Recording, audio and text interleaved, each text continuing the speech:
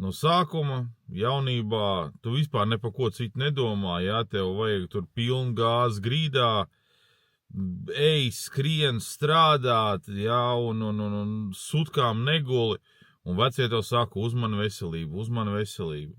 Tev kāda veselība, tev aiz muguras nekas nav, tev ir jāskrien, jāstrādā. Diži domāt arī, jebkurā gadījumā nesanāk, tāpēc, ka šī pasaulē nevienam izņemot pašam sev, tu neesi vajadzīgs. Un jādomā ir par to, lai par rītdienu jādomā.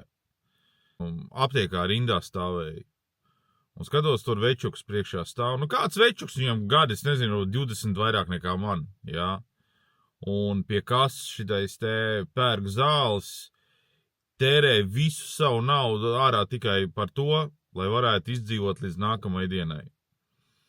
Nu, un te tas tāds mūžīgais jautājums. Tā kā vāver esi tajā ritenī, jā, un kurā brīdī un kādā veidā no viņas izlekt ārā, es nesaprotu. Un tagad arī 7:00 no rīta, jā, cēlies tu 6 ar kapekām un jāmauc tālāk dzīvē.